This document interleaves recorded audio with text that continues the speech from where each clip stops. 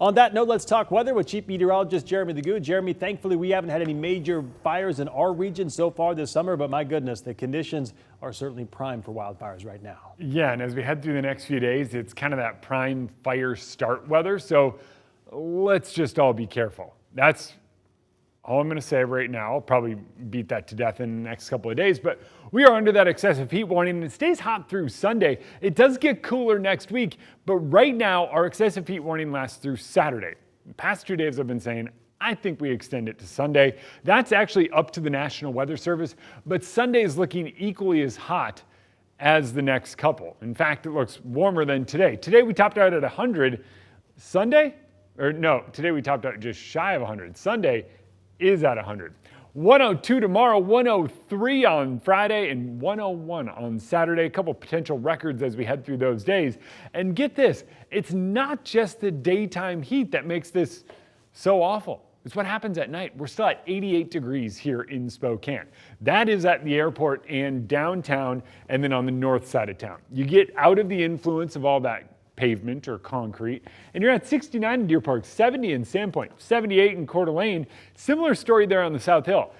We could get into this, and if you would ever like to chat about it, this is one of the things that I've delved into quite a bit. Basically, if you have more tree cover, your daytime high temperatures will trend a bit cooler, but you will cool off a lot quicker at night because of that lack of pavement heating. It makes all the difference. Look at Moses Lake, 92.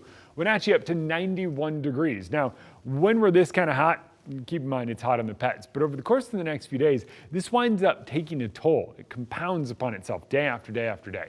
So if you start sweating like crazy, you feel faint, dizzy, your pulse feels weak or fast, that's a sign of heat exhaustion. Heat stroke, that's when you get that throbbing headache, your skin's red, hot, and dry, and you're not sweating.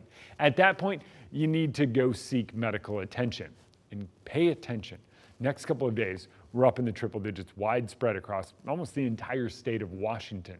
That's Thursday, Friday, and as we head into the weekend. And when it comes to that cool down, next week we see some cooler weather, but by the end of next week, I'm really liking the forecast. Long-range forecast models suggest we cool back down near or below normal, which this time of year is about 87. So a break from this kind of heat sounds wonderful. Triple digits Thursday, Friday, Saturday, and Sunday before that cooler weather moves in. Already looking forward to next Wednesday. All right, Jeremy, thank you very much.